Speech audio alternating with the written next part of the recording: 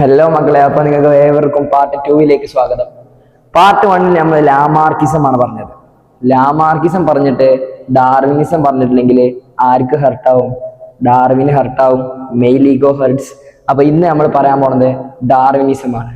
അപ്പോ ഡാർവിനിസത്തിനെ കുറിച്ച് പഠിക്കുമ്പോൾ ഡാർവിനെ കുറിച്ച് പറയാതെ പറയാൻ പറ്റൂലല്ലോ.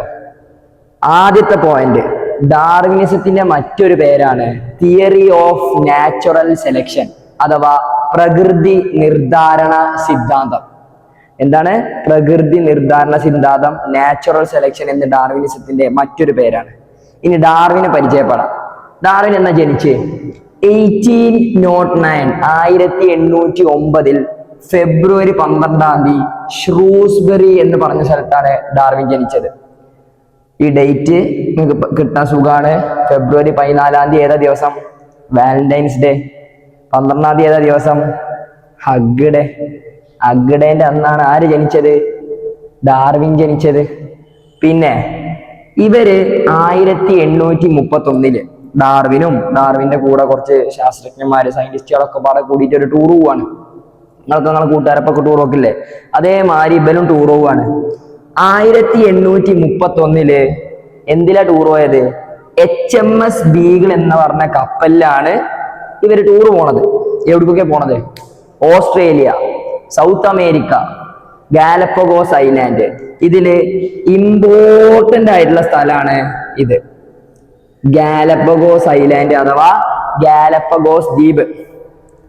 അപ്പോ എന്ത് ചെയ്യുന്നു ഇവിടെ ലക്ഷ്യം വരട്ടെ?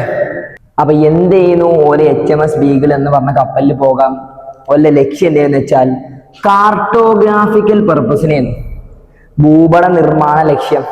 കാരണം കണ്ടുപോകുന്ന അറിയില്ല, നമ്മളെ നാട്ടിൽ കൂടെ ഒക്കെ പുതിയ റോഡ് ഉണ്ടാക്കിയാല് ഒരു ഗൂഗിളിന്റെ വണ്ടി അതിന്റെ മുകളിൽ ക്യാമറയും വെച്ചിട്ട് ഇങ്ങനെ പോകും. അത് എന്തിനാ?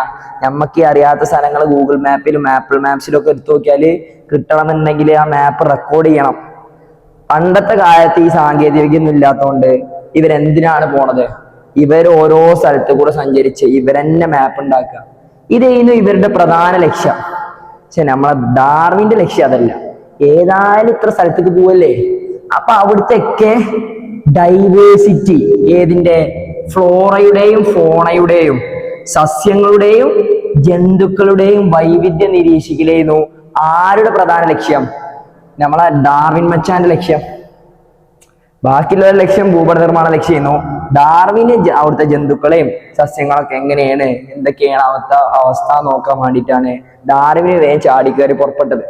അങ്ങനെ 5 വർഷത്തിന് ശേഷം 1836 ഇവർ തിരിച്ച് എവിടേക്ക് വരികയാണ്? കപ്പൽ യാത്ര കഴിഞ്ഞിട്ട് ഇംഗ്ലണ്ടിലേക്ക് വരികയാണ്.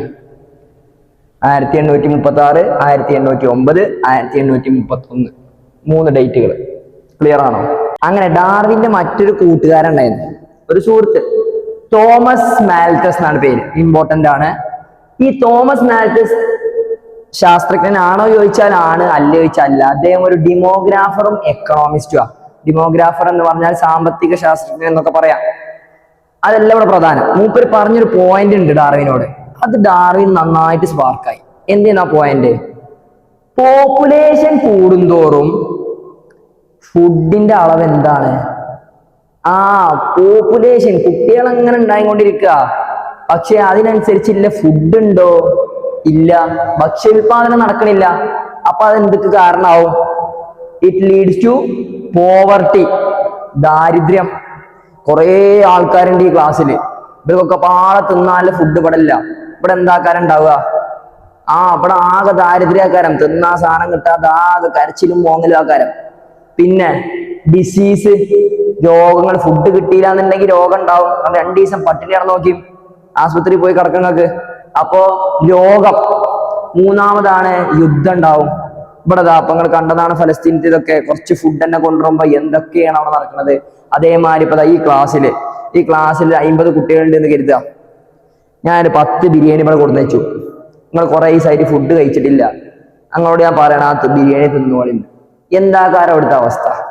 ബെഞ്ചും ഡെസ്കും ഒക്കെ മറിച്ചിട്ട് അപ്പുറത്തോനെ കുത്തി ഇപ്പുറത്തോനെ കുത്തി ആ ഫുഡ് കഴിക്കാൻ നിങ്ങൾ നോക്കുള്ളൂ.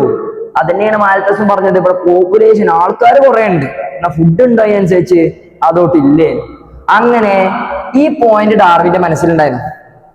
1858 1858 ബ്രിട്ടീഷ് ശാസ്ത്രജ്ഞനായ ആൽഫ്രഡ് റസൽ വാലസ് എന്ത് ചെയ്തു എന്നറിയോ? പരിണാമത്തെ കുറിച്ച് പഠിക്കുന്നുണ്ട് ഡാർവിൻ ആരോ പറഞ്ഞു കൊടുത്തു. ആരോ കുഞ്ചും കിബറും കയറ്റി വിട്ടു. ഓനും അതിനെ കുറിച്ച് പഠിക്കുന്നുണ്ട്, ആണെങ്കിൽ വേഗം പുറത്തിറക്കി വെച്ച് പഠിച്ചത് എന്താച്ചാ, ഇല്ലാന്നുണ്ടെങ്കിൽ അയാൾ അത് കൊണ്ടുപോകുന്നു പറഞ്ഞു. കേട്ട പാതി കേൾക്കാത്ത പാതി ഒരു വർഷത്തിനുള്ളിൽ ഡാർവിൻ എന്ത് ചെയ്തു എന്നറിയോ? ഗാലപ്പഗോസ് ഐലാൻഡിൽ നിന്ന് കുറച്ച് കാര്യങ്ങൾ കണ്ടെത്തി പഠിച്ചിരുന്നു ഡാർവിന്. അതെന്താന്ന് നമ്മൾ അടുത്ത ടോപ്പിക്കിൽ പറയുന്നുണ്ട്. ആ കാര്യങ്ങള് അദ്ദേഹം ഒരു പുസ്തകമാക്കിയിട്ട് കിട്ടിയ ന്യൂസ് വെച്ച് ഒരു പുസ്തകം ഇറക്കി വിട്ടു. ആ പുസ്തകത്തിന്റെ പേരാണ് ഒറിജിൻ ഓഫ് സ്പീഷീസ്. ഒരു മാർക്കിനൊക്കെ ചോദ്യം വരാറുണ്ട്, ഡാർവിൻ പബ്ലിഷ് ചെയ്ത തന്റെ ബുക്ക് ഏതാന്ന് ചോദിച്ചാൽ ഒറിജിൻ ഓഫ് സ്പീഷീസ് എന്ന് പറഞ്ഞിട്ടുള്ള ബുക്കാണ് ഡാർവിൻ പുറത്തിറക്കിയിരിക്കുന്നത്. അപ്പോ നമ്മൾ നേരത്തെ പറഞ്ഞു, ഇയാള് ഒറിജിൻ ഓഫ് സ്പീഷീസ് എന്ന ബുക്ക് ഉണ്ടാക്കി ചാൾസ് ഡാർവിന്. അതിൽ കുറച്ച് കാര്യങ്ങൾ പറഞ്ഞിട്ടുള്ളൂ എന്ന് പറഞ്ഞു. എന്താണ് ഗാലപ്പഗോസ് ഐലാൻഡിൽ പോയിട്ട് ഡാർവിന് കണ്ടെന്ന് നമുക്ക് നോക്കാം. ഗാലപ്പഗോസ് ഐലാൻഡിൽ പോയി CD എന്നുള്ളത് ചാൾസ് ഡാർവിൻ എന്ന് ഷോർട്ടായി കൊടുത്തിട്ടാണ്. ചാൾസ് ഡാർവിൻ അവിടെ 14 ശ്രദ്ധിക്കണം, 14 സ്പീഷീസ്, 14 വ്യത്യസ്ത സ്പീഷീസുള്ള എന്തിനെ കണ്ടു? ഫിഞ്ചസ്. മക്കളെ, ഫിഞ്ചസ് എന്ന് പറഞ്ഞാൽ പ്രത്യേക വലിയൊരു സാധനം നല്ല, കുരുവികളുടെ ഒരു സ്പീഷീസ് ആണ് എന്ത്? ഫിഞ്ചസ്. അവിടെ 14 സെപ്പറേറ്റ് ഡിഫറെന്റ് തരം ഫിഞ്ചസിനെ കണ്ടു. അതിൻ്റെയൊക്കെ ശരീരഘടന ഏറെക്കുറെ ചിറക്, കാലൊക്കെ രണ്ടെണ്ണം തന്നെ, പിന്നെ ഒക്കെ സെയിമാ. ഒറ്റൊരു കാര്യത്തിൽ വ്യത്യാസമുണ്ട്. എന്തിനായിരുന്നു? അതിൻ്റെയൊക്കെ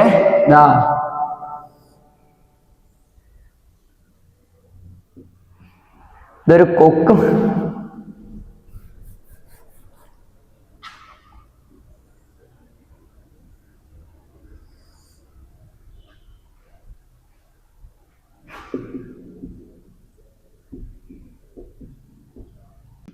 അപ്പൊ നമ്മൾ പറഞ്ഞു ഗാലപ്പഗോസ് ഐലാൻഡിൽ പോയിട്ട് എന്തൊക്കെ കണ്ടുപിടിച്ചതിന്റെ സാധനങ്ങളാണ് അയാൾ ആ ബുക്കിൽ എഴുതിയിരിക്കുന്നത് ഒറിജിൻ ഓഫ് സ്പീഷീസിൽ. അത് എന്തൊക്കെയെന്നുള്ളതാണ് ഇതിന്റെ മെയിൻ കാര്യം. ശ്രദ്ധിച്ചോളി. ഗാലപ്പഗോസ് ഐലാൻഡിലേക്ക് ആര് പോയി? CD ചാൾസ് ഡാർവിന്. ആള് പോയിട്ട് അവിടെ 14 വ്യത്യസ്ത തരം ഫിഞ്ചസിനെ കണ്ടു. ഫിഞ്ചസ് എന്ന് പറഞ്ഞാൽ അലാക്കിന്റെ വലിയ സാധനങ്ങളൊന്നല്ല, നമ്മളെ സാധാ കുരുവിയുടെ ഒരു സ്പീഷീസ് ആണ് എന്ത്? ഫിഞ്ചസ്. ഇത് 14 വ്യത്യസ്ത സ്പീഷീസിലുള്ള കുരുവികളെ കണ്ടു. പക്ഷെ ഏറെക്കുറെ എല്ലാത്തിനും സെയിം ആണ്. ചിറക്, 2 കാല് തന്നെ, 3 കാലൊന്നുമില്ല, 2 കാല്, ബാക്കിയൊക്കെ സെയിം തന്നെ. ഒരു കാര്യത്തിലൊരു വ്യത്യാസമുണ്ട്. ഓരുടെ ചുണ്ടില്ലേ, ചുണ്ടിന് വ്യത്യാസമുണ്ട്, ബീക്കിൽ ചെറിയ വ്യത്യാസമുണ്ട്. അപ്പൊ മൂപ്പരിങ്ങനെ ഡൗട്ടായി, ഇതൊക്കെ ഒരു സ്പീഷീസിൽ ഉണ്ടാവണതാണോ, അപ്പോ അതിന് വേറെ സ്പീഷീസ് ആണോ, എന്തുകൊണ്ട് ഇവരുടെ ചുണ്ടിന് ഇങ്ങനെ വ്യത്യാസം വന്നു എന്നുള്ളത് മൂപ്പർക്ക് ഒരു ഡൗട്ട് വന്നു. അങ്ങനെ അവിടെ നിങ്ങളെ ബുക്കിലൊരു 3 ഡിഫറെന്റ് സ്പീഷീസിന്റെ ഫിഞ്ചസിനെ പറഞ്ഞിട്ടുള്ളൂ. 14 പഠിക്കേണ്ട ആവശ്യമില്ല. ഒന്നാണ് സീഡ് ഈറ്റിംഗ് ഫിഞ്ചസ്, വിത്ത് തിന്നണ കുരുവികള്. അപ്പോ ഒരു വിഭാഗം വിത്ത് തിന്നണ കുരുവികളൊക്കെ വിത്ത് തിന്ന് എന്തായി? അതിന്റെ ചുണ്ട് വിത്ത് തിന്നണ രീതിക്കുള്ള ഒരു ചുണ്ടായി. അടുത്തതാണ് കാക്ടസ് ഈറ്റേഴ്സ്. നമ്മളെ മരുഭൂമിയിലൊക്കെ ആണല്ലേ കള്ളി മുൾച്ചെടി, ഇങ്ങനെ സാധനം, ഇങ്ങനെ ചെടി, അതിന് ഇങ്ങനെ മുള്ളുണ്ടാവും, കുറെ മുള്ളുകളാകാരം. ഒട്ടകത്തിന്റെ ഒക്കെ മെയിൻ ഫുഡ് അത് തിന്നണ കുരുവികൾ ഉണ്ടായിരുന്നു. ഓരുടെ കൊക്ക് വേറെ തരത്തിലാണ്. പിന്നെ ആരാ? Insect eaters, പ്രാണികളെ തിന്നണേ. ഓരുടെ കൊക്ക് എന്താണ്? വേറെ രീതിയിലാണ്. ഇന്ന് ഡാർവിൻ എന്ത് മനസ്സിലായി? അവിടെ എന്തൊക്കെ ഫുഡാണോ കിട്ടണേ, ഫുഡിന്റെ അവൈലബിലിറ്റി അനുസരിച്ച്, അഥവാ ഭക്ഷ്യ സ്രോതസ്സുകളുടെ അവൈലബിലിറ്റി അനുസരിച്ചാണ് അവിടെ ഓരോ കൊക്കിന്റെയും ഓരോ കുരുവിയുടെയും കൊക്ക് കിട്ടിയ. മക്കളെ, എന്താണോ ആ കുരുവികൾ തിന്നത്, അത് തിന്ന് ശീലിച്ച് അതിന്റെ ഒരു രീതി കേൾക്കുന്നു, അതിന്റെ ആകൃതിയും വലുപ്പം. ഇവിടെ ഗാലപ്പഗോസ് ഐലൻഡിൽ കണ്ട മെയിൻ ഡിഫറൻസ് ആണ് എന്ത്? Exhibit the shape and size of the beak. കൊക്കിന്റെ ആകൃതിയും വലുപ്പവും അത് എന്തിനെ ഡിപ്പെൻഡ് ചെയ്യും? അവിടെ എന്ത് ഫുഡ് അതുപോലെ തിന്നണമെന്നില്ലതിനെ ഡിപ്പെൻഡ് ചെയ്യും. പിന്നെ ഈ 14 സ്പീഷീസിലെ കുരുവികളും വന്നിട്ടത് ഒറ്റൊരു പൂർവിക കുരുവിനാ, ആൻസെസ്ട്രൽ ഫിഞ്ച് എന്ന് പറയും അതിനെ, പൂർവിക കുരുവി. ഇവരിന്നാണ് പിന്നെ ബാക്കിയുള്ള സ്പീഷീസ് ഒക്കെ സെപ്പറേറ്റ് ചെയ്തിട്ടുണ്ടായിരിക്കുന്നത്. കിട്ടിയോ? ഇനി മക്കളെ ഡാർവിനിസത്തിലെ അഥവാ നാച്ചുറൽ സെലക്ഷനിലെ 5 ഘട്ടങ്ങളാണ് പറയാനുള്ളത്. ഈ 5 ഘട്ടങ്ങൾ ഇമ്പോർട്ടന്റ് ആണ്. ഇത് പഠിച്ചാൽ നിങ്ങൾക്ക് ഡാർവിനിസം കിട്ടും. അത്രയും ഇമ്പോർട്ടന്റ് ആയിട്ടുള്ള 5 പോയിന്റുകളാണിത്. ഇത് ഓരോന്നും പറഞ്ഞ് നമുക്ക് വിശദീകരിക്കാം. അപ്പൊ നോക്കിക്കോളി. ഫസ്റ്റത്തെയാണ് ഓവർ പ്രൊഡക്ഷൻ അഥവാ അമിതോൽപാദനം. നമ്മളോട് നേരത്തെ ഡാർവിന്റെ സുഹൃത്തായിട്ടുള്ള ആര് തോമസ് മാൽത്തസ് പറഞ്ഞു, പോപ്പുലേഷൻ അങ്ങനെ കൂടിക്കൊണ്ടിരിക്കുക, അതിനനുസരിച്ച് ഫുഡ് ഉണ്ടോ? ഇല്ല. അപ്പൊ പോപ്പുലേഷൻ അമിതോൽപാദനം അങ്ങനെ നടന്നുകൊണ്ടിരിക്കും. കുട്ടികൾ അങ്ങനെ ഉണ്ടായിക്കൊണ്ടിരിക്കുന്നുണ്ട്. നമ്മളല്ല കുരുവികള് അങ്ങനെ ഉണ്ടായിക്കൊണ്ടിരിക്കുന്നുണ്ട്.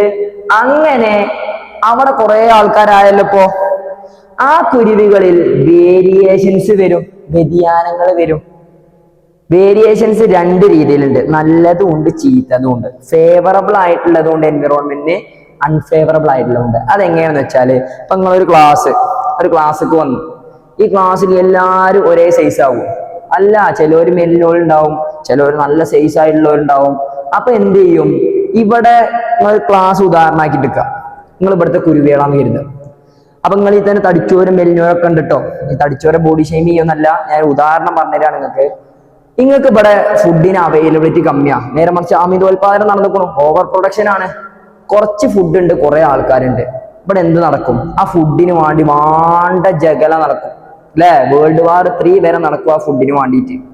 അതില് മിക്കവാറും ആരാക്കാരും ജയിക്കുക? ഒരു മെലിഞ്ഞ ആളും ഒരു തടിച്ച ആളും. ഇവര് രണ്ടാളും തല്ലുകൂടിയാല് ഓട്ടോമാറ്റിക്കലി നമുക്ക് എന്ത് കരുതാം? ആരാക്കാരം ജയിക്കാന്ന് നമുക്ക് മനസ്സിലുണ്ടാവും. മെലിഞ്ഞൊരാളും ചെറിയൊരാളും വന്നാണ് ആ പോടാറിനാണ്ട് അവിടുത്തെ തട്ടാക്കാരാ മെലിഞ്ഞോനെ, ഫുഡ് എടുത്ത് തിന്നും. അതാണ് നല്ല വ്യതിയാനം. അതായത് ഇവിടെ നല്ല ശക്തിയുള്ള നല്ല ഫിറ്റ് ആയിട്ടുള്ള കുരുവികൾ മാത്രം എന്ത് ചെയ്യും? നിലനിൽക്കും. ആ വേരിയേഷൻസ് നേരെ അവരെന്ത് ചെയ്യും? സ്ട്രഗിൾ ഫോർ എക്സിസ്റ്റൻസ് എന്ന് പറഞ്ഞാൽ നിലനിൽപ്പിന് അവിടെ മത്സരം നടക്കും. എന്താ മക്കളെ? അവിടെ നിലനിൽക്കണം, നിലനിൽപ്പിനുള്ള മത്സരം. നമ്മളെവിടെ പോയാലും നമ്മൾ ഒന്നാമതാവാനാ നോക്കുക. അതിനവിടെ എന്ത് പരിപാടി നമ്മൾ ചെയ്യൂലേ? ഇവരും അതന്നെയാണ്. അവിടെ അടി ഉണ്ടാക്കി എങ്ങനെയൊക്കെ അവിടെ പിടിച്ചിക്കാൻ പറ്റുമോ അങ്ങനെയൊക്കെ അവിടെ നിലനിൽക്കുകയാണ് ആ മത്സരത്തിൽ. അതാണ് സ്ട്രഗിൾ ഫോർ എക്സിസ്റ്റൻസ് എന്ന് പറഞ്ഞാല്. അങ്ങനെ അവിടെ പിടിച്ചു നിന്നവര്, സർവൈവൽ ഓഫ് ദി ഫിറ്റസ്റ്റ്. അങ്ങനെ അവിടെ നിലനിൽപ്പിനായി മത്സരം നടന്നു. കുറച്ച് ആൾക്കാർ ചത്തു, കുറച്ച് ആൾക്കാർ ജീവിച്ചു. അതാണ് സർവൈവൽ ഓഫ് ദി ഫിറ്റസ്റ്റ്. നിലനിൽപ്പിനായിട്ട് മത്സരിച്ചവർ അവിടെ സർവൈവ് ചെയ്യാണ്, ജീവിക്കുകയാണ്. ഇനി അടുത്തത് നമ്മളെ നോക്കാം. സ്ട്രഗിൾ ഫോർ എക്സിസ്റ്റൻസ് നമ്മൾ പറഞ്ഞു, നിലനിൽപ്പിനായിട്ടുള്ള മത്സരം അവിടെ നടക്കും. അങ്ങനെ നിലനിന്നവരെന്ത് ചെയ്യും? അവിടെ അർഹതയുള്ളവരുടെ അതിജീവനം, സർവൈവൽ ഓഫ് ദി ഫിറ്റസ്റ്റ്. ഞങ്ങൾ തന്നെ ഇവിടെ വലുത് എന്ന് പറഞ്ഞാണ്ട് ഓരവിടെ എന്ത് ചെയ്യും? സർവൈവ് ചെയ്യും. അങ്ങനെ സർവൈവ് ചെയ്തവരെ ആര് സെലക്ട് ചെയ്യും? പ്രകൃതി, എൻവിറോൺമെന്റ് സെലക്ട് ചെയ്യും. 5ാമത്തെ പോയിന്റ് നാച്ചുറൽ സെലക്ഷൻ. മനസ്സിലായോ? ഇപ്പോ നല്ല തടിച്ച കുറച്ച് കുരുവികളാണ് അവിടെ സർവൈവ് ചെയ്ത് കരുതുക. പിന്നെ ആ കുരുവികളിൽ നിന്നുണ്ടാവുന്ന ഓഫ് സ്പ്രിങ് അഥവാ അടുത്ത തലമുറ എങ്ങനെയാക്കാരം? ഓട്ടോമാറ്റിക്കലി ആ ശരീരഘടന എല്ലാവരാവുമല്ലോ. കുറച്ച് തടിച്ചല്ലേ ജനിക്കുമ്പോ ചെറുതാക്കാരെന്നുള്ളൂ. കുറച്ച് വലുതായാലും എന്താക്കാരം? ഇവരുടെ അതേ ശരീരഘടനയാക്കാരവർക്ക്. അവര് പിന്നെ അങ്ങനെ അവിടെ ഓഫ് സ്പ്രിങ് തലമുറകളായി ജീവിച്ചങ്ങനെ പോകും. ഇതാണ് ഡാർവിൻ പറഞ്ഞ 5 പോയിന്റ്. ഓവർ പ്രൊഡക്ഷൻ, അമിതോൽപാദനം, വേരിയേഷൻസ്, വ്യതിയാനങ്ങള്, സ്ട്രഗിൾ ഫോർ എക്സിസ്റ്റൻസ്, നിലനിൽപ്പിനായിട്ടുള്ള മത്സരം, അതിൽ ജയിച്ചവര്, സർവൈവൽ ഓഫ് ദ ഫിറ്റസ്റ്റ്, അർഹതയ്ക്കുള്ളവരുടെ അതിജീവനം, and last and final point natural selection, പ്രകൃതി അവരെ സെലക്ട് ചെയ്യും. ഇതാണ് ഡാർവിനിസം മക്കളെ.